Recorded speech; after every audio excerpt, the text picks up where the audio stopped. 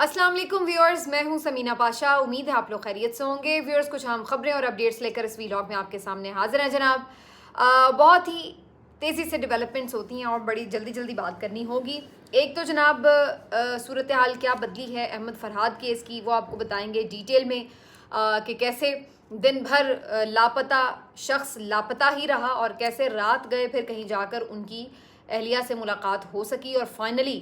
वो मंजर आम पर आ गए। तो ये सारी कहानी क्या थी, इसके ऊपर बात करते हैं। इसके साथ साथ जनाब काजी फ़ाइज़ ईसा साहब ने आज एक और ज़बरदस्त किस्म का ख़त लिखा है। वो अपने खतूत से बड़े मशहूर रहे हैं और अब उन्होंने जो ख़त लिखा है वो बिल्कुल ही गैर ज़रूरी किस्म का ख़त था। बिला वजह तनकीद को दावत देते हुए उन्होंने, जिसको आमतौर पे मुहावरतन कहा जाता है ना कि उड़ता तीर ले लिया, तो वो वाली सूरत हाल है कि मतलब कोई ऐसी ज़रूरत नहीं थी कि ख़ास तौर पर आप ये ख़त लिखते और तोपों का रुख अपनी तरफ करते। लेकिन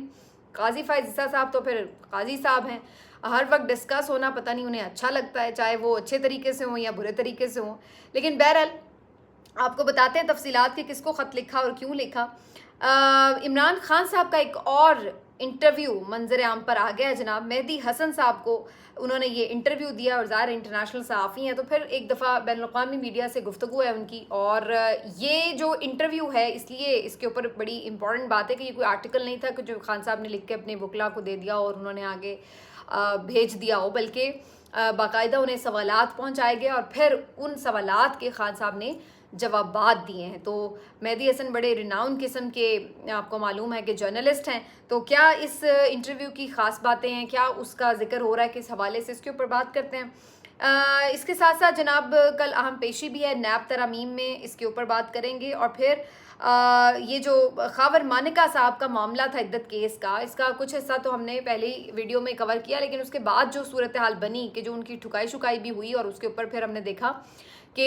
बहुत लोगों ने प्रेस कॉन्फ्रेंसें भी की और एक नया सोशल मीडिया पर तूफ़ान उठा हुआ था, तो इसके ऊपर भी थोड़ी बातचीत है, वो भी आपके साथ डिस्कस करते हैं। आपसे रिक्वेस्ट है कि चैनल को सब्सक्राइब कर लें अगर अभी तक सब्सक्राइब नहीं किया। तो सबसे पहले जी आज बात कर लेते हैं जो मेहदी हसन साहब को इंटरव्यू दिया है इमरान खान साहब ने जेल से, और ये एक एक्सक्लूसिव स्टोरी है उनकी। और सबसे पहले तो ज़ाहिर है इसी बात पर बात हो रही है कि इमरान खान साहब को ये सहूलत कैसे मैसर आ गई कि एक बैनुल-अक़वामी इंटरनेशनल सहाफ़ी ने उनसे रब्ता भी कर लिया, उनके सवालात भी पहुंचा दिए गए और वो सवालात जवाबात की सूरत में बाद में बाहर भी आए और वो छप भी गए। तो इसके ऊपर भी बड़ी तकलीफ़ हो रही है बहुत से लोगों को, क्योंकि इमरान खान साहब की जो कम्युनिकेशन है वो इनके लिए एक प्रॉब्लम का बाइस तो बनती है। जब भी खान साहब कोई आर्टिकल लिखते हैं, कोई गुफ्तगू करते हैं या कोई इस तरह से इंटरव्यू उनका आ गया है, तो ऑटोमेटिकली वो फिर इंटरनेशनली चीज़ें डिस्कस होने लगती हैं और सारा जो उनका नैरेटिव है वो प्रिवेल कर जाता है। यही बात इस हुकूमत से हज़म नहीं होती और उनको इस बात की फिर तकलीफ़ होती है कि वो बेचारे इतने पैसे लगाकर प्रेस कॉन्फ्रेंसेस करते हैं, इश्तिहारात छपवाते हैं, बयानियाँ बनाते हैं, लेकिन कोई एक ऐसी चीज़ आती है और सब कुछ पसे पुश्त हो जाता है, ऐसे जैसे किसी ने उसके ऊपर पूरी चादर ओढ़ दी है और अब सिर्फ वही चीज़ डिस्कस हो रही है जो खान ने बोला है। तो मेहदी हसन साहब को जो इंटरव्यू था, इमरान खान साहब ने उस पर सवालात के जवाबात दिए हैं। ज़्यादातर चीज़ें वही हैं जो इससे पहले भी वो कह चुके हैं बहुत दफ़ा, और यही सवालात थे उनके। उन्होंने अलबत्ता इसमें कंफर्म किया कि उन्हें एक डेथ सेल में रखा गया है जिसमें आमतौर पर दहशत गर्दों को रखा जाता है और एक तरह से उन्हें कैद तन्हाई में रखा गया है और कोई उन्हें सहूलियात नहीं है। लेकिन वो कहते हैं कि उनका अल्लाह पर ईमान है और वो ये समझते हैं कि अल्लाह ताला ने उन्हें बहुत नवाजा है ज़िंदगी में और अब ये उनका फ़र्ज़ था कि वो अपनी नेशन के लिए कुछ करते, अपने जो भी मोहब्बत उन्हें लोगों से मिली थी उस मोहब्बत का कर्ज़ उतारना चाहते हैं। और वो समझते हैं कि वो कर्ज़ ऐसे ही उतर सकता है कि मुल्क का निज़ाम सही तौर पर चलाया जा सके और मुल्क की बेहतरी के लिए, आइन और क़ानून की हुक्मरानी के लिए वो कुछ अपनी एफ़र्ट कर सकें और इसीलिए वो इसके ऊपर डटे हुए हैं। और जब तक वो अपने कॉज के साथ जुड़े हुए हैं उन्हें किसी चीज़ की कोई तंगी नहीं है। तो खान साहब ने उनको कैटेगोरिकली ये बताया। उन्होंने पूछा आपके ख्याल से आपके इन हालात का ज़िम्मेदार कौन है। अब ये सवाल बड़ा इंपॉर्टेंट है क्योंकि इसमें उन्होंने बाकायदा ऑप्शंस भी दिए कि क्या आपके सियासी मुखालिफ, अमरीका, या फिर आप समझते हैं कि मिलिट्री इस्टेब्लिशमेंट, कौन आपके इन सारे मामलात का इस वक्त जो आप कैद में हैं इसके पीछे कौन है। तो खान साहब ने इसके ऊपर फिर कहा कि वो समझते हैं कि जनरल बाजवा جو ہیں وہ اس سب کے ذمہ دار ہیں. اور جب ان سے یہ پوچھا گیا کہ آپ کا کوئی ریگریٹ کیا ہے تو انہوں نے کہا یہی میرا سب سے بڑا ریگریٹ ہے کہ میں نے جنرل باجوہ پہ اعتبار کیوں کیا. اور انہوں نے کہا کہ جی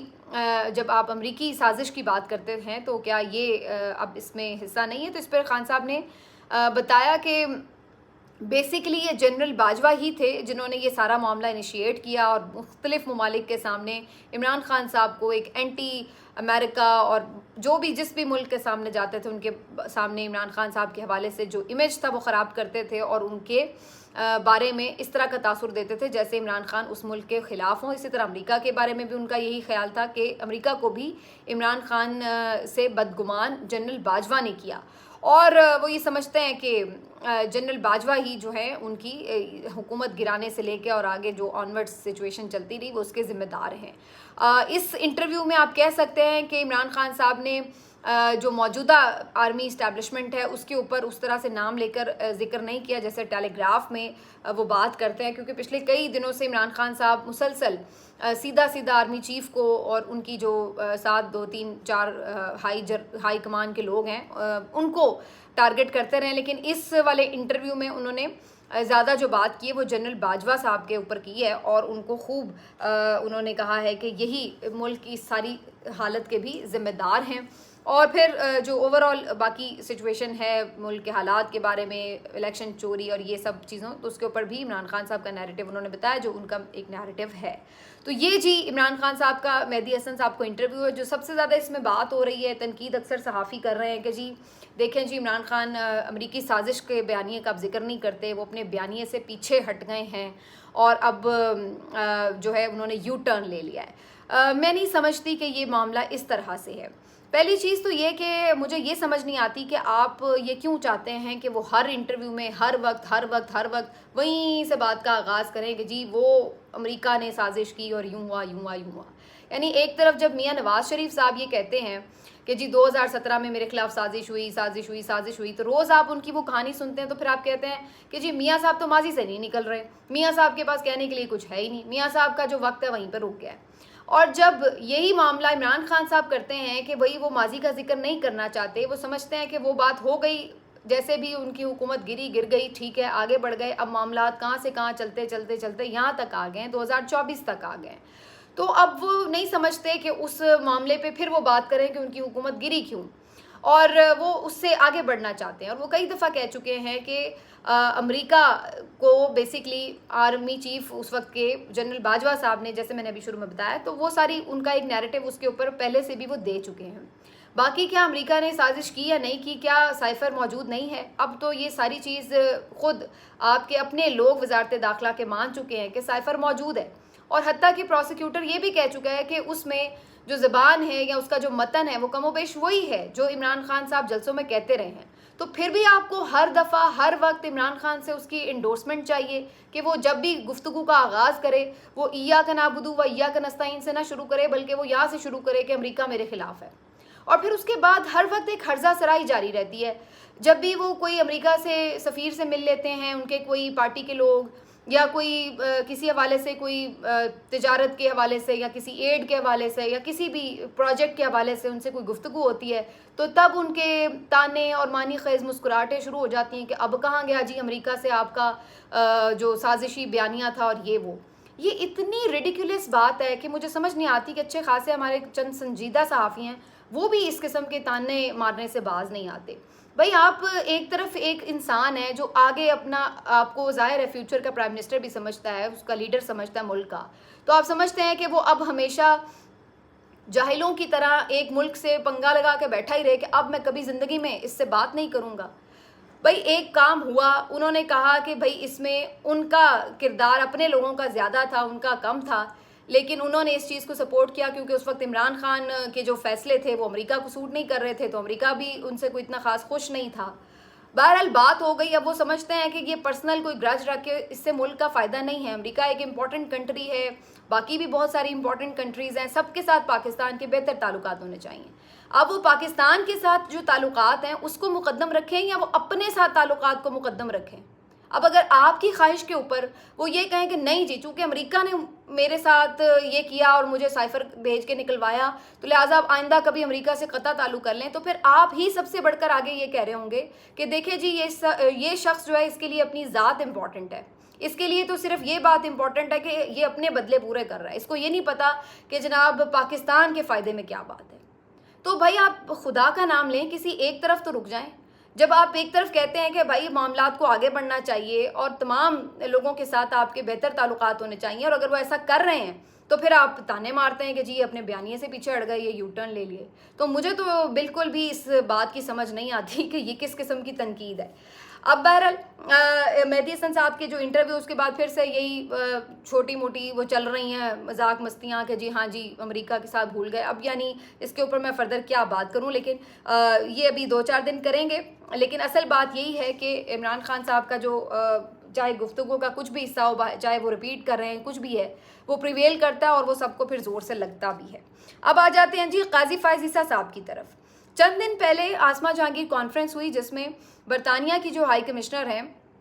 ان کی طرف سے پاکستان کے جو حالیہ انتخابات ہیں اس کے اوپر کچھ تحفظات کا اظہار کیا گیا، اور انہوں نے کہا کہ جی جس طرح سے ایک جماعت سے بلہ ان کا نشان لے لیا گیا، اور پھر جس طرح سے انٹرنیٹ بند ہوا، اور جس طرح سے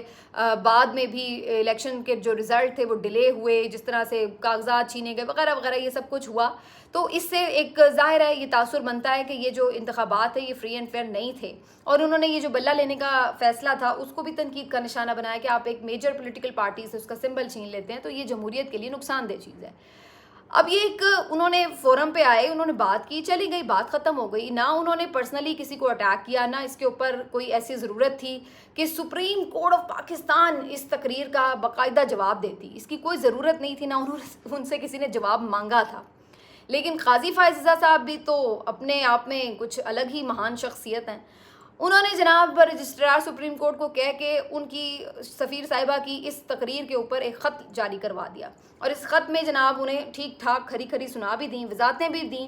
کہ جناب ہمارا جو کانسٹیٹیوشن ہے یعنی جو الیکشن ایکٹ ہے اس کے مطابق جو جماعت جو ہے وہ انتخابات نہیں کراتی اس سے نشان لے لیا جائے گا، تو یہ قانون کے مطابق ایک فیصلہ تھا۔ اور پھر ساتھ میں صرف اتنا ہی نہیں کہ اپنے فیصلے کی وضاحت دی ہو، بلکہ اس کے ساتھ ساتھ برطانیہ کو بھی سکھانے چل پڑے کہ بھائی ہم تو سپریم کورٹ تو اپنی غلطیوں کا ازالہ کرتی ہے، آپ بھی اپنی غلطیوں کا ازالہ کریں۔ آپ نے وہ جو ایران میں اس وقت تختہ گرایا تھا حکومت کا، جی اس کی آپ نے ازالہ کیا، اس کی کچھ آپ نے کیا، معافی مانگی یا کیا اس کے اوپر کچھ بات کی، اور یہ جو آپ نے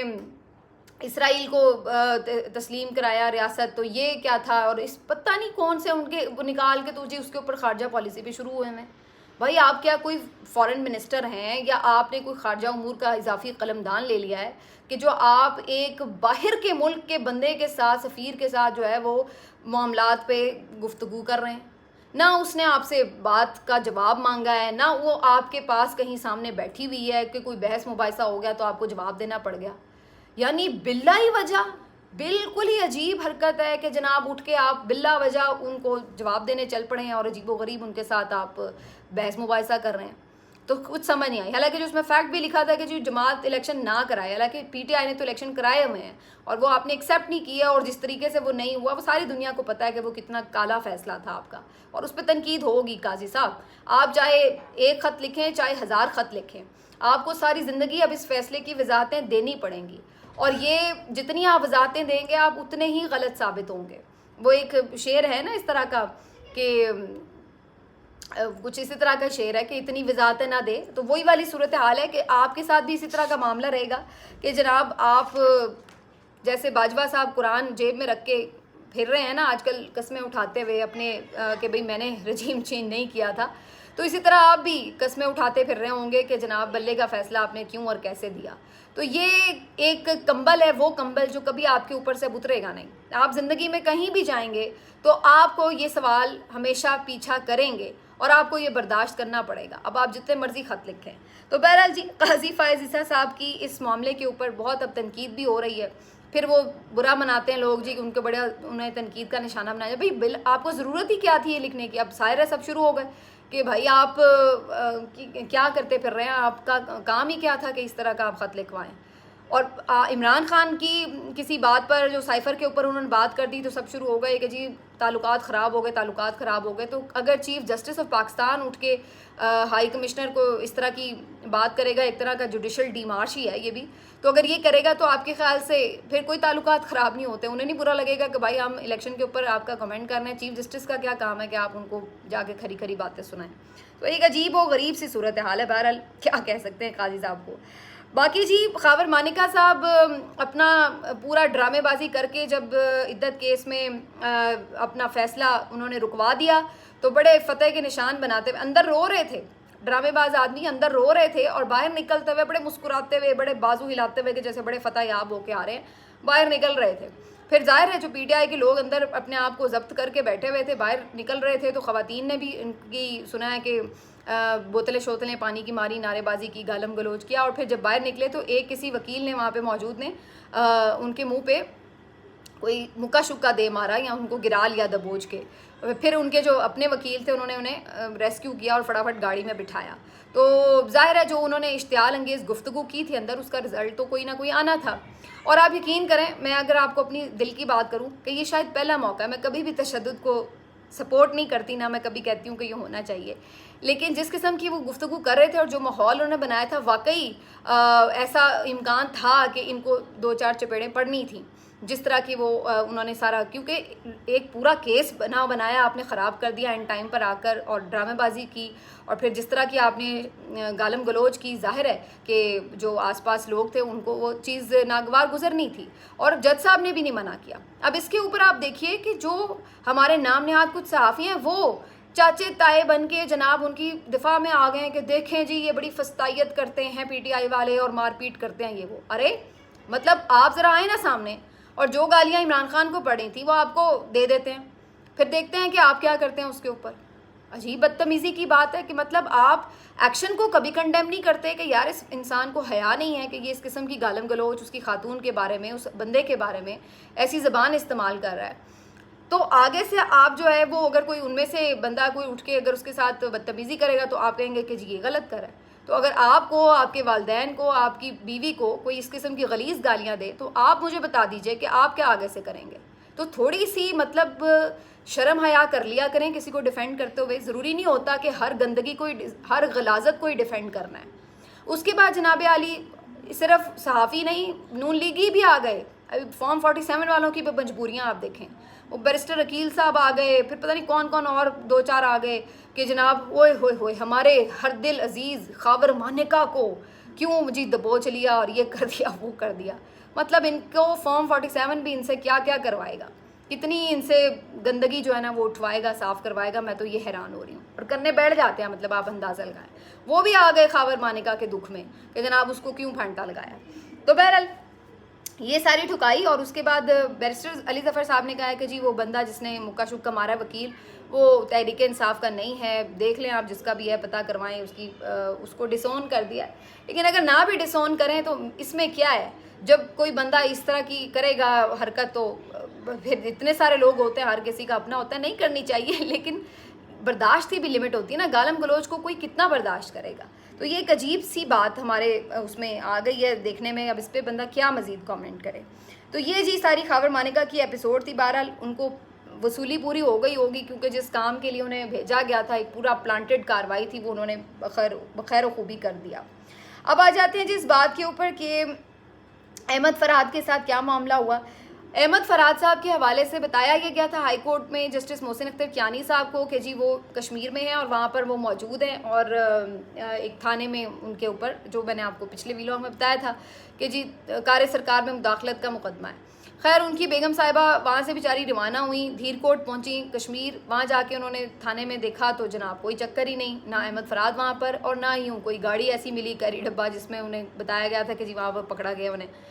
تو وہ وہاں پہ کافی دیر بحث مباحثہ, پھر اس کے بعد جی انہوں نے کہا نہیں جی یہاں سے تو وہ چلے گئے ہیں, مظفر آباد پولیس لے گئی ہے. پھر وہ بیچاری مظفر آباد گئیں, وہاں جا کے ان سے پولیس والوں سے خوب ان کی نوک جھوک چلتی رہی, اور الٹیمیٹلی وہ نئی بات بن رہی تھی. ویڈیو بھی ان کی آئی کہ جناب وہ تلخ کلامی ہو رہی ہے پولیس والے سے. وہاں سے بھی بیچاری مایوس تھیں, وہاں پہ بھی بظاہر ایسے ہی لگ رہا تھا کہ جیسے عدالت کو جان بوجھ کر دھوکہ دیا گیا ہے, انہیں ریلیز کیا نہیں گیا اور صرف جان چھڑانے کے لیے جو ہے اس طرح کا سٹیٹمنٹ دے دیا گیا عدالت میں. لیکن میں اس بات پہ حیران تھی کہ اس طرح کے سٹیٹمنٹ کے بعد تو یہ اپنے آپ کو اور دعوت دینے والی بات ہے عدالت کو کہ وہ تو کل پھر آپ کو حاضر کر لیں گے جناب, اور اس بات پہ پھر علیحدہ آپ کے خلاف کارروائی ہوگی کہ بھائی آپ نے عدالت کے سامنے ایک غلط ایفیڈیوٹ دیا یا غلط فیکٹس کو پیش کیا, تو اس کے اوپر تو وزیر قانون کے خلاف بھی کارروائی ہو جائے گی کیونکہ وہ تو خود آج پہنچے ہوئے تھے اس سارے معاملے کی ایشورنس دینے کے لیے. تو کہنے کا مقصد یہ کہ میری بات سمجھ میں نہیں آ رہی تھی کہ پھر ان کی رہائی اس طرح نہیں ہوئی تھی تو کیسے آپ عدالت کے سامنے جھوٹ بول سکتے ہیں. بعد میں جی جو ان کی اہلیہ ہیں انہوں نے پھر ایک پریس کانفرنس بھی کی, انہوں نے بتایا کہ ابھی تک انہیں حوالے نہیں کیا گیا اور ان کی جو پٹیشن ہے وہ اسی لیے وہ واپس نہیں لی تھی انہوں نے, اور پھر فائنلی کافی دیر میں جا کر انہیں پروڈیوس کر دیا گیا اور احمد فراد شاعر جو ہیں وہ بازیاب ہو گئے. ان کی اہلیہ سے, ان کے اہل خانہ سے ان کی ملاقات بھی کروا دی گئی, وہ دیکھنے میں ٹھیک لگ رہے تھے اور انہوں نے کہا کہ مطلب وہ اب ان کے سامنے تھے, اب ان کا کیا ورژن ہے وہ تو ابھی سامنے نہیں آیا,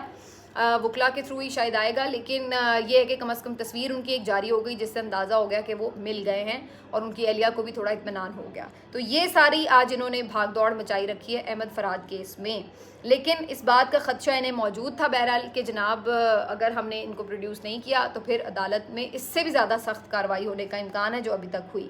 تو اس لیے تھوڑی سی میرا خیال ہے کہ تھوڑی سی عقل مندی کا تقاضا کیا اور انہیں بہرحال سامنے ضرور لے آئے.